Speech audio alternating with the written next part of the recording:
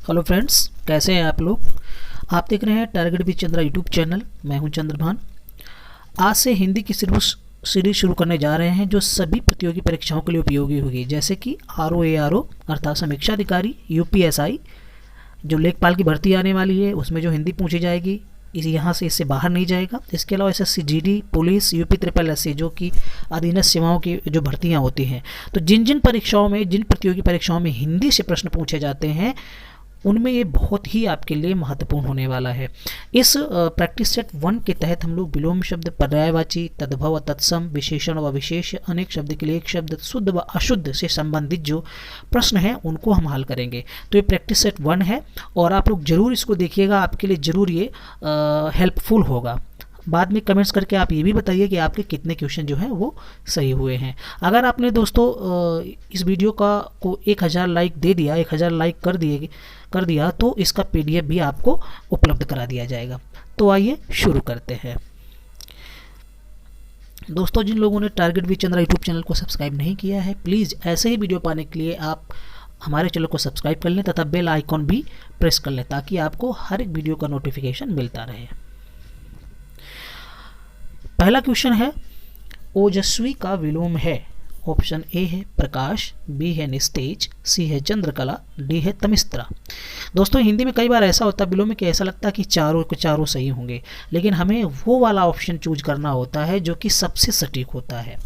तो ओजस्वी का जो विलोम होगा वो क्या होगा? निस्तेज। अगला क्वेश्चन देखते हैं। अगला क्वेश्चन है, कुसुम का विलोम है। कुसुम का विलोम है। कुसुम माने क्या होता है? फूल होता है। तो कुसुम का विलोम, क्योंकि कोमल तो फूल कोमल ही होता है, सुमन भी पुष्प का ही है, ठीक है। तो इसका सही जो होगा विलोम शब्द होगा वज्र। वज्र मतलब कठोर। अगला क्वेश्चन है, ओत प्रोत का विलोम है। तौहीन, ऑप्शन B विहीन, C प्राकृतिक, D स्वाभाविक। तो ओत प्रोत का मतलब जैसे कि कहें कि एकदम भरा हुआ है ना, इस तरीके से इसका अर्थ आता है। तो इसका सही विलोम होगा विहीन अर्थात बिल्कुल ना होना।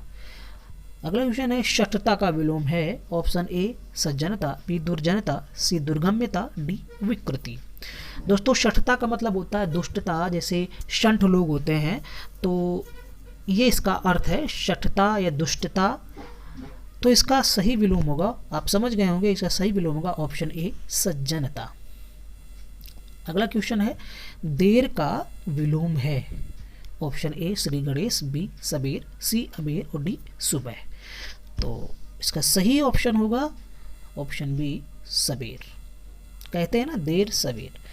अगला क्वेश्चन है, तनुता का विलोम है। तनुता का मतलब जो मतलब कमजोर हो, मुलायम हो, सॉफ्ट। तो इसका जो सही ऑप्शन होगा वो ना तो ढाल होगा, ना तो स्फूर्ति होगा, ना तो तनिया होगा। क्या होगा? ऑप्शन C पुष्टता। अगला क्वेश्चन है, निम्नलिखित में अशुद्ध वर्तनी है। तो दोस्तों बताइए आप इसमें से कौन सा अशुद्ध होगा? ऑप्शन A आख्यान, B है आसक्त, C है आहार और D है औचित्य। तो जैसा कि आप यहाँ पर ऑप्शन C देख पा रहे हैं, आहार। आहार नहीं होता बल्कि क्या होता है दोस्तों? आहार होता है ना, आहार होता है, इसलिए ऑप्शन C सही अशुद्ध है। अगला क्वेश्चन है, निम्नलिखित में अशुद्ध वर्तनी है। तो आपको वर्तनी देखनी है इस पे। ऑप्शन A आवश्यक, B है औपचारिक, C है ईश्वर और D है कुलीन। तो दोस्तों D नंबर सही होगा। कुलीन ना होकर के क्या होता है? कुलीन होता है, बड़ी की मात्रा होती है, कुलीन। ओके, चलिए आगे बढ़ते हैं। अगला क्वेश्चन है, निम्नलिखित में अशुद्ध वर्तनी है। अपदस्थ, परिमित, परिहार्य, परिमार्जित। तो बताइए इसमें कौन सा सही होगा? इसका सही ऑप्शन होगा ऑप्शन A अपदस्थ। अपदस्थ नहीं होता बल्कि क्या होता है? अपदस्थ होता है, अपदस्थ होता है, ठीक है। तो ये गलत है, ऑप्शन A अशुद्ध है। अगला क्वेश्चन है 10वां, निम्नलिखित में अशुद्ध वर्तनी है। Option A Antarnad, B बहिर्नाद, C उत्तल और D पदोन्नत। तो बताइए कौन सा अशुद्ध है? ऑप्शन D अशुद्ध है। पदोन्नत ना होकर के क्या होता है? पदावनत, पदावनत ये होता है। अगला क्वेश्चन, निम्नलिखित में अशुद्ध वर्तनी है। ऑप्शन ए मितव्यता, बी अलौकिक, सी व्यावहारिक, डी उपयुक्त में से कोई नहीं। तो जैसा कि आपको देख रहे होंगे कि ये तीन की तीनों जो हैं वो सही हैं, इसलिए ऑप्शन डी उपयुक्त में से कोई भी अशुद्ध नहीं है। अगला क्वेश्चन, निम्नलिखित में अशुद्ध वर्तनी है। ऑप्शन ए पारदर्शी, बी पूर्णकालिक, सी प्रासंगिक और डी प्रतिबद्ध। तो कौन सा अशुद्ध है? इसका अशुद्ध है सी प्रासंगिक। प्रासंगिक नहीं होता बल्कि प्रासंगिक होता है। क्या होता है? प्रासंगिक। ओके, अगला क्वेश्चन, निम्नलिखित में अशुद्ध वर्तनी है। ए चीत्कार, बी कदाचार, सी मतभेद। तो अशुद्ध बताना है इसमें कौन सा अशुद्ध होगा। तो जैसा कि आप देख पा रहे होंगे, चित्कार ये भी सही है, कदाचार ये भी सही है, सी मतभेद ये भी सही है, उपयुक्त में से कोई नहीं, अर्थात ये वाला विकल्प जो है वो सही होगा। ठीक है, डी नंबर, उपयुक्त में से कोई नहीं। अगला क्वेश्चन है, निम्नलिखित में अशुद्ध वर्तनी है। ऑप्शन ए प्रगतिवाद, बी पृष्ठभाग, सी अनायास, डी है वंदनीय। तो आप जैसे देख पा रहे होंगे कि यहाँ जो वंदनीय है वो अशुद्ध है। वंदनीय नहीं होता बल्कि वंदनीय होता है, इस तरह लिखाएगा, वंदनीय। ओके, अगला क्वेश्चन, निम्नलिखित में अशुद्ध वर्तनी है। ऑप्शन ए बहादुर, बी आदर्श, सी आडंबर, डी है प्रकाशन। प्राकाशन, तो आप देख पा रहे हैं डी, प्राकाशन नहीं होगा बल्कि क्या होगा? प्रकाशन, प्रकाशन, अर्थात ये मात्रा नहीं लगेगी। अगला क्वेश्चन है, जो शोक करने योग्य ना हो। तो ये आ गए ए अनेक शब्द के लिए एक शब्द, वन वर्ड सब्स्टिट्यूशन अंग्रेजी में बोलते हैं। जो शोक करने योग्य ना हो। ऑप्शन ए अशोक्य, बी असाध्य, सी असंभव, डी अनुदान। इसका सही ऑप्शन है ऑप्शन ए अशोक्य। क्वेश्चन 17 है, अधिक बढ़ा चढ़ाकर कहना। तो अक्सर हम लोग कहते हैं कि अतिशयोक्ति, अतिशयोक्ति अलंकार भी पढ़ा होगा आपने, शायद अंग्रेजी में उसे हाइपरबोल बोलते हैं। तो जिसमें किसी बात को बढ़ा चढ़ा करके कहा जाता है।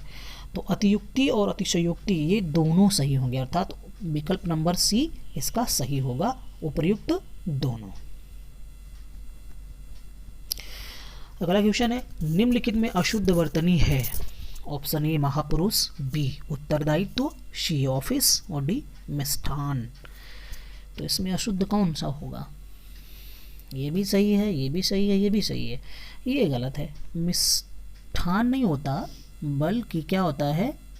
मिष्टान होता है, अर्थात ठा की जगह पे टा रहेगा।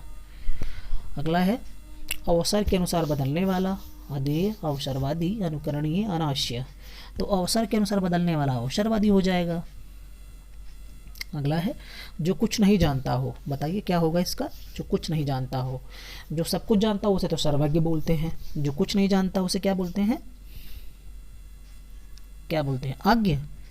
आज्ञ और अज्ञानी दोनों सही होगा, अर्थात विकल्प सी जो है वो सही है। आज्ञ मतलब न जानने वाला, अज्ञानी मतलब न जानने वाला जिसको ज्ञान ना हो, और इसका विलोम अगर देखा जाए तो विज्ञ होता है। क्या? विज्ञ या सर्वज्ञ। अगला है, जिसका अंग दुरुस्त ना हो। जिसका अंग दुरुस्त ना हो मतलब कोई अंग में गड़बड़ी हो। ऑप्शन ए अपांग, बी विकलांग, सी उपयुक्त दोनों, डी उपयुक्त में से कोई नहीं। तो दोस्तों इसका क्या होगा? विकलांग भी होगा और अपांग भी होगा, अर्थात उपयुक्त दोनों, सी विकल्प जो है वो सही है। तो अगला देखते हैं, जिसका नाश ना हो। ऑप्शन ए अनाश्य, बी अचर, सी स्थिर, डी असीम। तो इसका सही ऑप्शन है अनाश्य, जिसका नाश ना हो। अगला क्वेश्चन है, जिसकी उपमा ना हो। ऑप्शन ए अनुपम, बी अनुपमा, सी उपयुक्त दोनों, डी उपयुक्त में से कोई नहीं। कौन सा होगा? ऑप्शन सी उपयुक्त दोनों, अर्थात अनुपम और अनुपमा दोनों सही होगा। अगला क्वेश्चन, राज्य द्वारा निकाला गया आधिकारिक आदेश। ऑप्शन ए अध्यादेश, बी अधिसूचना, सी वैधानिक, डी उपयुक्त में से कोई नहीं। कौन सा होगा? राज्य द्वारा निकाला गया जो आधिकारिक आदेश होता है उसे अध्यादेश बोलते हैं। निम्नलिखित में कौन सा तद्भव तत्सम युग्म अशुद्ध है, अर्थात ये जोड़ा दिया गया है तद्भव और तत्सम का। और आपको बताना है कि इसमें अशुद्ध जोड़ा कौन सा है। तो ऑप्शन ए है आस का आशा, आलस का तत्सम आलस्य, आसरा का तत्सम आश्रय, डी है उपयुक्त में से कोई नहीं। तो इसका सही आंसर होगा उपयुक्त में से कोई नहीं, ये सभी सही हैं। अगला है मूल्य घटाने की क्रिया क्या कहलाती है। ये जीएस में भी क्वेश्चन पूछा जाता है कि अवमूल्यन किसे कहते हैं, है ना। तो जब मूल्य की वैल्यू घटाई जाती है तो उसे हम अवमूल्यन कहते हैं। ऑप्शन ए इसका सही होगा। जो डिगाया ना जा सके, अस्थिर, अस्थिर, अडिग, अनुग्रह, अनुरक्त, क्या होगा एकदम इसका एग्जैक्ट जो आंसर होगा वो भी होगा अडिग। निम्नलिखित में कौन सा तद्भव तत्सम युग्म शुद्ध है, शुद्ध बताना है इसमें। ऑप्शन ए है उत्साह का उत्साह है, उल्हाना का उपालंब तत्सम है, उपरोक्त का उपर्युक्त है, और डी है उपयुक्त सभी। तो जैसा कि आपको लग भी रहा होगा कि इसके तीनों ऑप्शन सही हैं, अर्थात उपयुक्त सभी डी। निम्नलिखित में तद्भव तत्सम का कौन सा युग्म शुद्ध है। उसका अमुष्य, उठान का उत्थान, कर्तव्य का कर्तव्य, उपयुक्त सभी। तो उसका तत्सम होता है अमुष्य, उठान का उत्थान होता है, कर्तव्य का कर्तव्य होता है, सभी सही, अर्थात विकल्प नंबर डी सही है। अगला क्वेश्चन, निम्नलिखित में तद्भव तत्सम का कौन सा युग्म शुद्ध नहीं है। इसमें बताना है कौन सा शुद्ध नहीं है। तो कान का कर्ण होता है, कहाँ का कुत्र होता है, कैसा का कीदृश होता है, कोढ़ का कोढ़ी नहीं होता, अर्थात ये गलत हो जाएगा। कोढ़ का होता है कुष्ठ, आपने पढ़ा होगा कुष्ठ रोग, तो इसका क्या हो जाएगा कुष्ठ, ये कोढ़ी नहीं होगा, इसलिए विकल्प नंबर जो डी है वो शुद्ध नहीं है, अर्थात अशुद्ध है। अगला है निम्नलिखित में तद्भव तत्सम का कौन सा युग्म शुद्ध है। गुफा का गुहा सही है, गुहा लेख भी होता है, गोसाई बोलते हैं गोस्वामी को। गौना शादी के बाद गौना होता है, इसका मतलब होता है गमन करना, ये भी सही है। तो उपयुक्त डी, उपयुक्त सभी सही हैं, अर्थात ऑप्शन नंबर डी सभी सही हैं। निम्नलिखित में तद्भव तत्सम का कौन सा युग्म अशुद्ध है, इसमें अशुद्ध बताना है। तो केहरी का क्या है केशरी सही होता है, कसौटी का क्या है कर्षिका, ठीक है, तो ये गलत है, ये गलत है। कसौटी का होता है कस पट्टिका, क्या होता है कस पट्टिका, कस पट्टिका ये होता है, याद रखना कस पट्टिका होता है, ना कि कर्षिका होता है। तो ऑप्शन नंबर बी यहीं से सही हो जाता है, बाकी सब सही हैं, यही गलत था। क्वेश्चन नंबर 33 है निम्नलिखित में तद्भव तत्सम का कौन सा युग्म शुद्ध नहीं है, अर्थात अशुद्ध बताना है। ऑप्शन ए है कोष का क्रोश, बी का कोहिनी कफोड़ी, सी का कौर कंबल, डी का क्या किम। तो यहाँ कोष का क्रोश सही है, कोहनी का तत्सम होता है कफोड़ी एकदम सही है, कौर का कंबल नहीं होता, कौर का कंबल नहीं होता, तो यही विकल्प नंबर सी सही हो जाएगा। देखिए दोस्तों, कौर का होता है, कौर का तत्सम होता है कवल, जिस कौर की यहाँ पर बात की जा रही है उसका अर्थ होता है कवल, और कौर का मतलब वो जो हम रोटी खाते हैं ना कि एक कौर दो कौर, वो वाला कौर है। एक और दोस्तों कौर होता है जो सरनेम होता है, जैसे कि सिमरन कौर, इस तरीके से नाम लगते हैं ना पंजाबियों में, तो उस कौर का मतलब होता है शेरनी या राजकुमारी। उस कौर का अर्थ क्या होता है शेरनी या राजकुमारी। तो यहाँ पर जिस कौर की बात की जा रही है वो खाने वाला कौर होता है, तो इसका क्या हो जाएगा कवल, उसका होना चाहिए कवल, लेकिन यहाँ दिया है कंबल, इसलिए ये वाला गलत हो जाता है। तो विकल्प नंबर सी शुद्ध नहीं है। अगला क्वेश्चन, निम्नलिखित में से तद्भव तत्सम का कौन सा युग्म अशुद्ध है। घरनी ग्रहण, बी घाम घर्म, सी घाव का घाट, डी घिसना घुषण। तो घरनी ग्रहणी सही है, घाम का गर्म एकदम सही है, घाव का घाट सही नहीं है, घाव का होता है घात ना कि घाट, इसलिए विकल्प सी नंबर जो है ये अशुद्ध है। आगे बढ़ते हैं, निम्नलिखित में तद्भव तत्सम का कौन सा युग्म शुद्ध है, शुद्ध बताना है इसमें। तो जोत का ज्योति सही है, जिधर का जोधुर सही है, जूठा का जुष्ट सही है, तो उपयुक्त सभी, विकल्प नंबर डी सही है। अगला क्वेश्चन है, यह ठीक आदमी नहीं है में विशेषण है। तो यह ठीक आदमी नहीं है। दोस्तों विशेषण आपका मतलब क्या होता है, जो संज्ञा और सर्वनाम की विशेषता बताते हैं उन्हें हम विशेषण कहते हैं। तो यहाँ पर जैसे आप देख रहे हैं आदमी क्या है, यहाँ पर आदमी क्या है, संज्ञा है ना, तो ये विशेष हो गया। और कैसा आदमी, ठीक आदमी, तो ठीक जो है वो एक तरीके का विशेषण है। तो यहाँ पर ऑप्शन नंबर बी सही हो जाएगा, ठीक। शराब घर एक बुरा स्थान होता है, वाक्य में एक है, विशेषण है, प्रविशेषण है, क्रिया विशेषण है या विशेष्य है।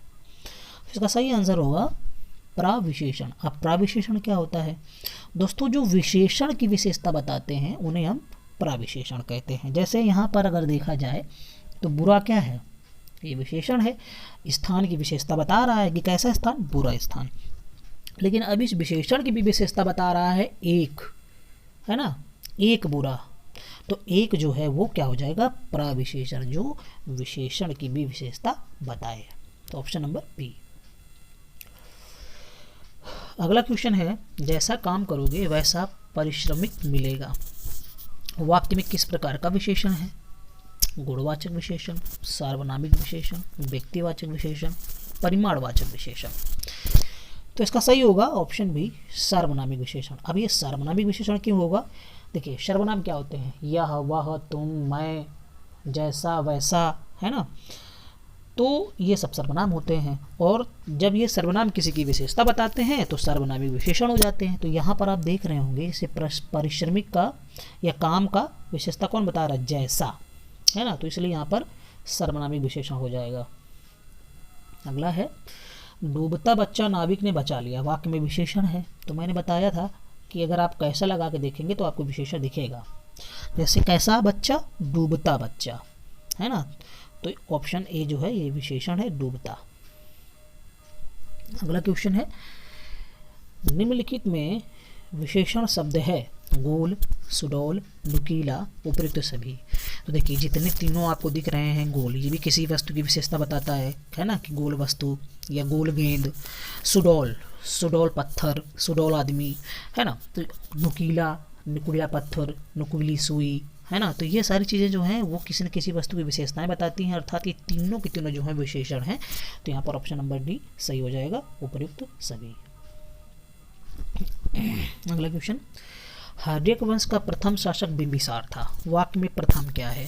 तो अब आपको यहाँ पर लग रहा होगा कि प्रविशेषण होगा, लेकिन प्रविशेषण नहीं होगा, यहाँ पर होगा इसका विशेषण। क्योंकि देखिए यहाँ पर जो शासक है वो क्या है, एक संज्ञा है, विशेष्य है, और इसकी विशेषता कौन बता रहा है, प्रथम। तो यहाँ पर विशेषण होगा, लेकिन प्रथम की कोई विशेषता यहाँ पर नहीं बताई जा रही, इसलिए ऑप्शन नंबर बी, प्रथम जो है वो विशेषण होगा। मगध की असली शत्रुता अवंती से थी, वाक्य में विशेष्य है। तो अब इसमें आप देख रहे होंगे कि जो असली है वो क्या है, एक विशेषण है ना, कैसा, असली। किसकी विशेषता बता रहा है, शत्रुता की। और यहाँ पूछा जा रहा है विशेष्य, और विशेष्य वो होते हैं जिनकी विशेषता बताई जाए, तो इस पे सी नंबर हो जाएगा, शत्रुता। अगला क्वेश्चन, निम्नलिखित में विशेषण है, सूचना, समय, समर। तो दोस्तों यहाँ पर अगर हम देखें तो जो सूचना है, तो हम लोग पढ़ते हैं ना, बुरी सूचना, अच्छी सूचना, बड़ी सूचना, छोटी सूचना। तो ये जो छोटी, बड़ी, अच्छी, बुरी लगते हैं ये तो विशेषण है, लेकिन सूचना जो है ये क्या है, विशेष, क्योंकि इसकी विशेषता बताई जाएगी। समय, कैसा समय, बुरा समय, अच्छा समय, इसलिए समय भी ये विशेषण तो नहीं हो सकता।